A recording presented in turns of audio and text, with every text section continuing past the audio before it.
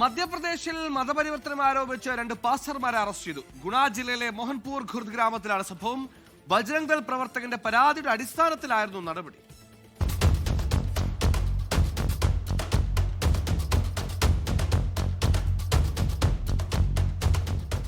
ഉത്തം ഭരേല, വികാസ് ഭരേല എന്നീ മധ്യപ്രദേശ് സ്വദേശികളായ സഹോദരന്മാരെയാണ് police arrest ചെയ്തത്.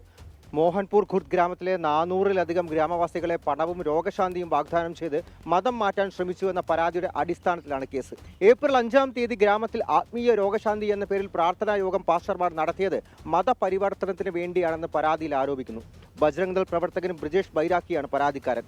പോലീസ് പ്രാഥമിക അന്വേഷണം നടത്തി ഇരുവരെയും അറസ്റ്റ് ചെയ്യുകയായിരുന്നു. യോഗത്തിന്റെ ദൃശ്യങ്ങളും യോഗം നടന്ന സ്ഥലത്തെ തെളിവുകളും പോലീസ് ശേഖരിച്ചു. നിരവധി പ്രലോഭനങ്ങൾ നൽകിയാണ് പാവപ്പെട്ടവരെ മതം മാറ്റാൻ പ്രേരിപ്പിച്ചതെന്ന് പോലീസും പറയുന്നുണ്ട്. ഇരുവരുടെയും പ്രവർത്തനം വലിയ റാക്കറ്റിന്റെ ഭാഗമായാണെന്ന് പോലീസ് സംശയിക്കുന്നു. മറ്റുള്ളവരെ പിടികൂടാൻ ഗുണ ജില്ല കേന്ദ്രീകരിച്ച് അന്വേഷണം നടക്കുന്നുണ്ട്. മധ്യപ്രദേശിലെ പ്രാർത്ഥനാ യോഗങ്ങൾ കേന്ദ്രീകരിച്ചും അന്വേഷണം പുരോഗമിക്കുന്നു. അറസ്റ്റിലായ പാസ്റ്റർ സഹോദരന്മാരെ ജുഡീഷ്യൽ കസ്റ്റഡിയിൽ വിട്ടിരിക്കുകയാണ്. 24 ഡൽഹി.